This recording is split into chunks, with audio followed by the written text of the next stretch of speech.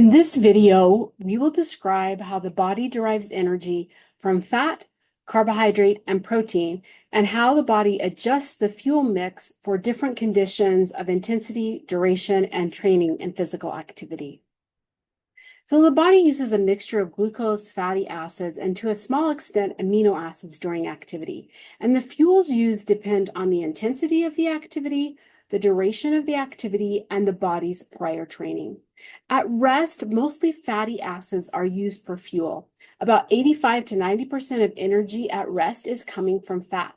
Some glucose is used. About 10% of the calories at rest comes from glucose, and very little amino acids, about 5% of calories at the most, is used at rest.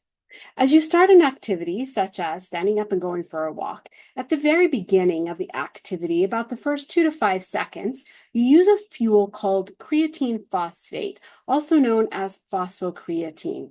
Then the body moves into using glucose as a fuel, mostly from muscle glycogen. As you continue on in the activity, you continue walking or running, you still use glycogen from the liver and muscle. However, there's a shift to more fatty acids from adipose tissue being used. So fat is the primary source of fuel for low to moderate intense activities. Now, carbohydrate, fat, and protein fuel the cell by making ATP, and the type and intensity of the activity plays a role in the fuels used. So anaerobic activities are intense physical activities, such as sprinting, and they use anaerobic metabolism, so they're intense and quick. Anaerobic means without oxygen. The metabolic process does not use oxygen. So in an anaerobic activity, such as sprinting, muscles must use glucose for fuel. No fat or protein can be used. So fat can't be broken down by anaerobic metabolism. This anaerobic process provides a small amount of energy. One glucose molecule creates 2 ATP, which is used for energy, and lactic acid. Moderately intense physical activities, such as jogging, allow the body to use the aerobic part of metabolism. Aerobic means with oxygen.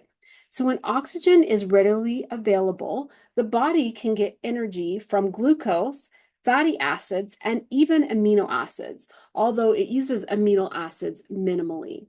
In aerobic metabolism, through the process of glycolysis and the Krebs cycle, one glucose molecule creates 38 ATP, much more energy than in anaerobic metabolism. Now, let's take a look at this. Let's say that you're out for a jog, you've been running at a slow or moderate pace. In that condition, you are in aerobic metabolism and you are burning fat along with some glucose and carbohydrate. But if you start to sprint, you're now moving into an anaerobic condition where you're only burning glucose. Now, the duration of an activity affects fuels burn. As you go longer into an activity, you're more likely to move into and use aerobic metabolism and burn both glucose and fat.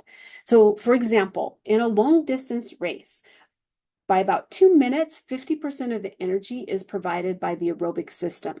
At 30 minutes into the race, about 95% of the energy is coming from the aerobic system.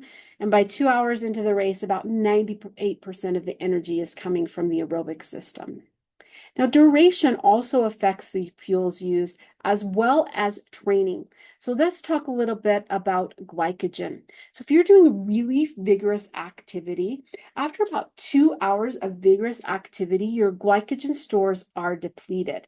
In the short term, the liver can convert lactate and some amino acids into glucose, but eventually hypoglycemia or low blood sugar occurs because we don't have the glucose needed and the intense activity can't continue to go on. Now, people often refer to this as hitting the wall. Basically, you've run out of glucose and you either need to stop the activity or you need to consume some carbohydrate to refuel. And you need glucose to fuel the activity. You can't just run on flat fat alone. And that's why it's important during long events that you are having some sort of fuel during that. Now let's talk about training, because a well-trained athlete can move into aerobic metabolism more quickly than an untrained athlete. That means they can preserve their glycogen stores because they start to burn fat earlier on in the activity, and so they can go longer before needing to refuel. So, how much fuel do you really have on board to use for activities? Well, for most people, your glycogen stores are limited to about 2,000 calories a day. If you were to just fast and just do like normal activity, not any intense activity or moderate activity, after fasting for about 24 hours, you would deplete your glycogen stores. So, your body would use that glycogen as glucose. If you are running, say for like 2 or 3 hours. For a lot of people, the average person, after about 2 to 3 hours, their glycogen stores are depleted with a vigorous activity at 2 to 3 hours in. So total glycogen stores can affect an athlete's endurance. And because a well-trained athlete can move into that fat burning more quickly and preserve glycogen stores, they can go for a longer period of time than other athletes. Now, fat stores are theoretically unlimited. They can provide thousands of calories and fuel hours of activity. However, you need glucose to sustain continued activity. Protein, it's used minimally as fuel in activity. It really supports activity by helping to repair muscle tissue after exercise.